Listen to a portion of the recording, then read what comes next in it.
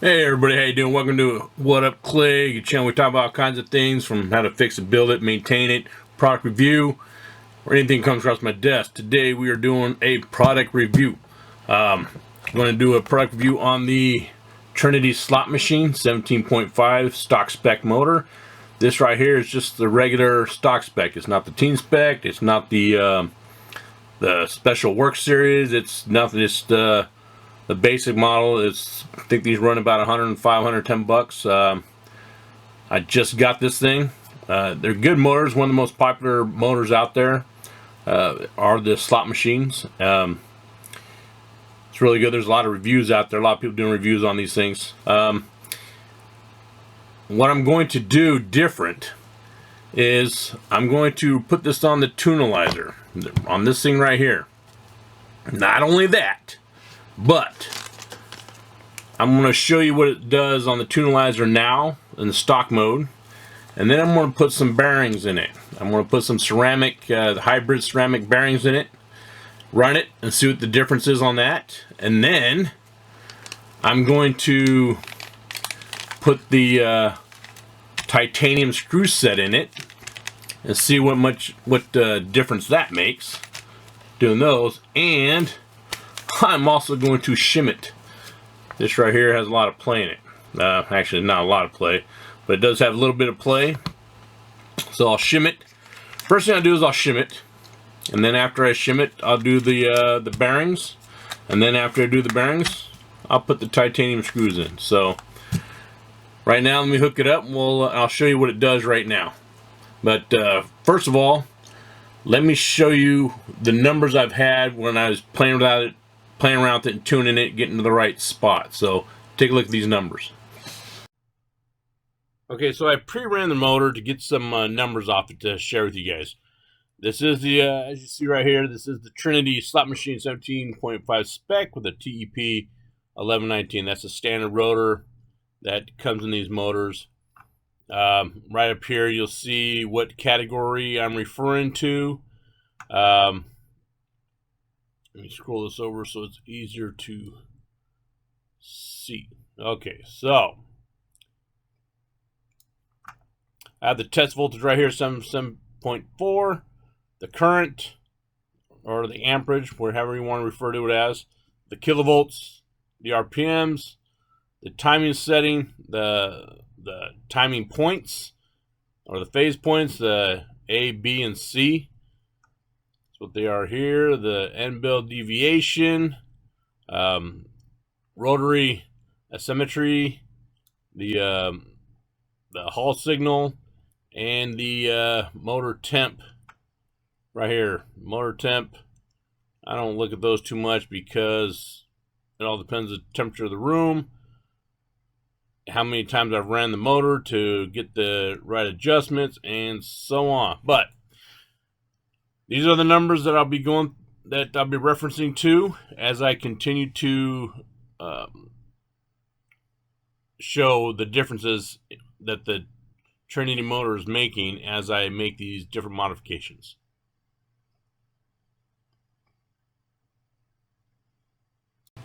Alright, so now you saw the numbers. Let me show you just to confirm what it's sitting at right now.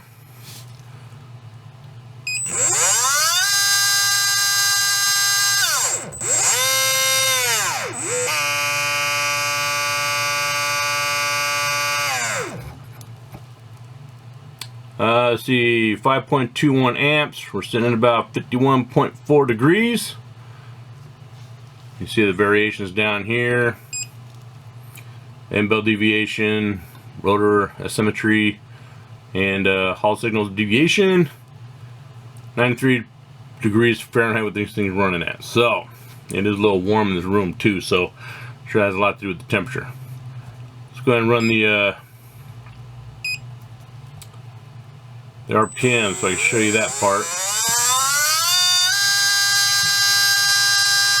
We're about 24,000 RPMs. See that there? We're about 24,000 RPMs. I think it peaked out just a tad over 24,000. So let's go ahead and shim it. Alright, so I shimmed it, and I mean, it's moves less than a hair. But you don't want to be too tight, because then it causes friction here. Also, the metal, when it gets hot, metal expands a little bit. So you want to make sure that you do have a tiny bit of slop. You don't want it tight. So let's go ahead and kick it on and see what we have. Let's do an auto test here.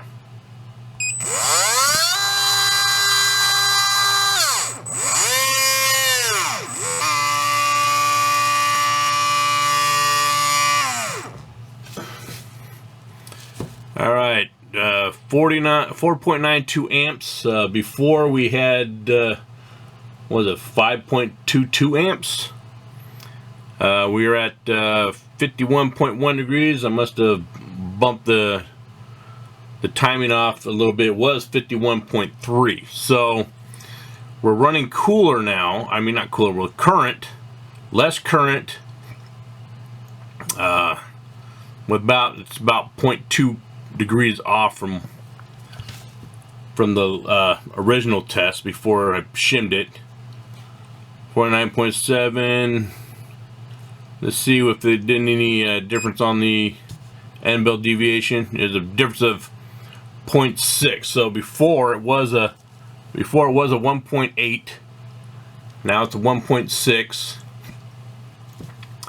The rotor symmetry and Hall signal deviation, those are both changed pretty significantly. The rotor symmetry changed. It was a 2. Let's see here. It was a 2.6. Now it's a 2.0. And same thing with the Hall signal is a 2.1. However, temperature went up 106. It's probably because I was playing with it earlier. Making sure nothing was jammed up, make sure it was running smoothly before I did this. But let's go ahead and take a look at the RPMs.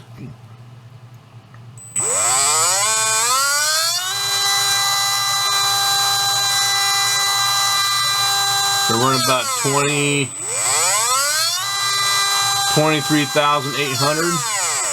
So we actually lost. It's running less amperage, but we lost about 200 RPMs. It was at 24,050. Now we're at 23,800. About 8, yeah. So we lost about 200 RPM. But like I said, we're also running less amperage now. So again, you can see this 4.9, where before it was running at a 5.22. So it's pretty much running about the same, because we add about 0.3 amps to it, it's going to be right back up there the same RPM. So basically there's no change. Let's go ahead and change out the bearings and see what we get out of that.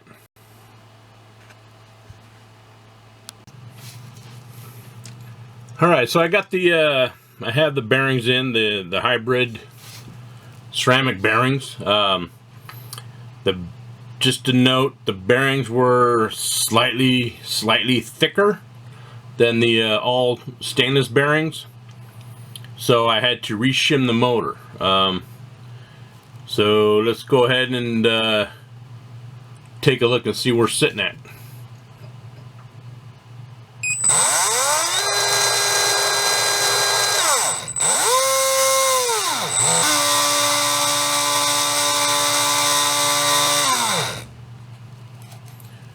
Alright, we're sitting at 5.19 amps at 51.6 degrees. I must have bumped the timing again. Before, the amperage was 5.22 amps. Now we're at 5.19, so it's running less amperage. Timing wise, it was 51.6. Or 51.3 was the original timing. It looks like I just barely bumped it. It's 51.6. So we're running less amperage with more timing. So yeah, these batteries are allowing it to run smoother with these bearings. The bearings are allowing it to run smoother. Timing and bell 51. Let's see, AB. These right here look a lot better after I got done re-shimming it. Just going to take a look at here. Yeah, see we have a 0.2 on the end-bell deviation. Rotor asymmetry is 1.1 and 1.4. Before, with the end-bell deviation was 1.8, so that came down huge. 1.8 to a 0.2. The rotor asymmetry was 2.6. Now we're at 1.1.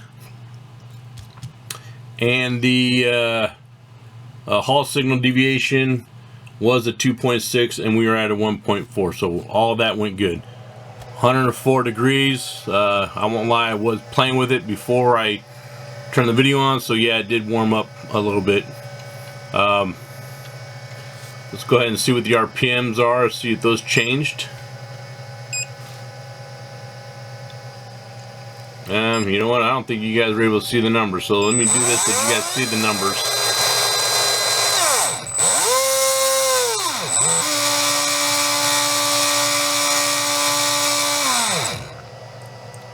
Okay, so you guys see the numbers here. It's a 5.17, was a 5.22 originally. 51.7 degree timing. It was a 51.3, so it's off a little bit. But anyways, less amperage, more timing. That's huge. And then the deviations and stuff like that. So let's check the check to see how far the amperage or the RPMs changed.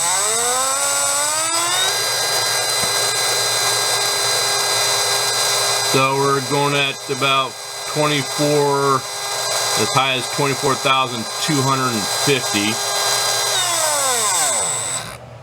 24,250. So we gained about 200 RPM.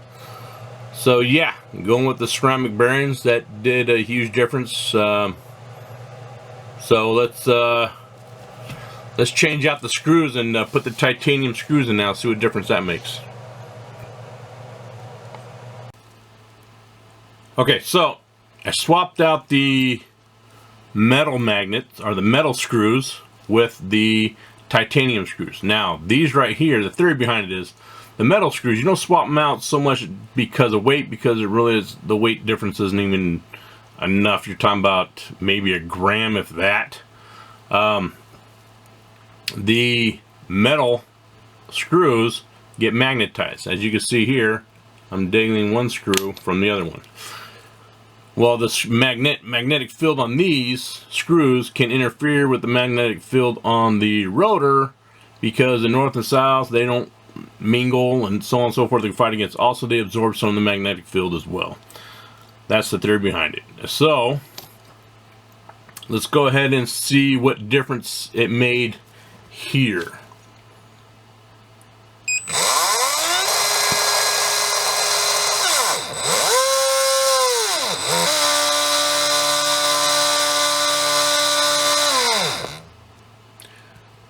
Okay, current is 5.07. Now, before I put the screws in, it was about 5.17, so we lost about 0.1 amp.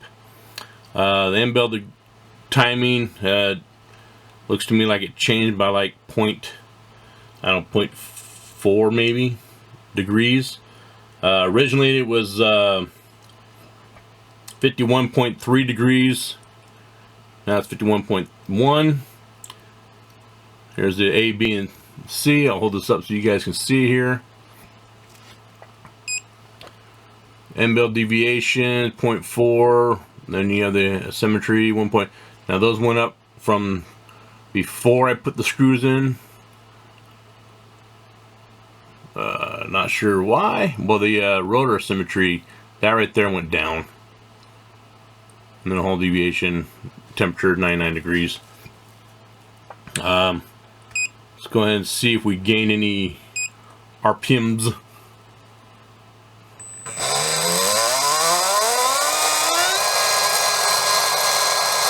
24,600. That's what it's bouncing off of. 24,600.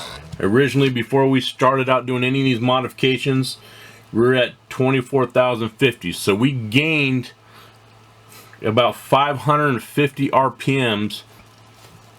I'll show you that again. 24,000. Again, about 400 RPMs. 500. About 500. Bounces up to about 24,500 something. 24,600. But anyways, yeah, we gained about 500 RPMs off these mods. So is that substantial? It is a little bit of a substantial kick.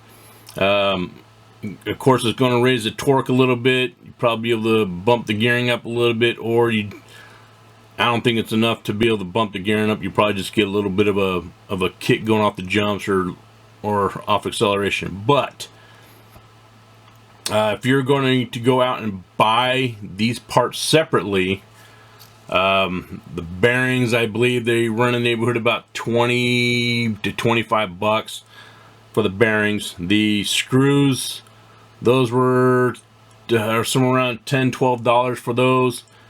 And then the shims, those were $5 or $6 for shims, but you get a kit, so you actually only use like one shim from it. I think I used two. I used two thinner ones when I reshimmed this right here, the motor. So all in all, you're looking in the neighborhood of probably $40 to do this, to put these add-ons on here. If you buy a team version, you're going to be spending about $50 more. So, I mean, you're paying somebody $10 labor to put all this stuff on it for you. So, if you want to do this stuff off the bat, the best thing to do is to just buy the team version with everything already on it. They actually have a better end bells and better everything. They put the best of everything on their team version, the works versions, whatever you want, whatever they call it, different brands. So anyhow, I learned a lot from this video. I learned what the difference are, what kind of change you get from each thing. If you like this video, hit the like and subscribe button. If you don't like the video, just subscribe anyway, just so you can make fun of me. Alright guys, stay tuned because I'm going to do more motors. I still have one more motor that I want to tune. It is going to be the Phantom Flex RS. I'm going to tune this one, see if I can get something out of it, do a review on this one as well. And I'm also going to tune the torque monster right here, the Surpass V6. I still can't get over how strong that magnet is right there. But anyhow, we'll see what we can do with this one as well. So yeah, subscribe and you'll be kept up to date on all the motor tunings I do. I'm going to do a lot more in the future. And so, alright, we'll talk to you guys later. Take care.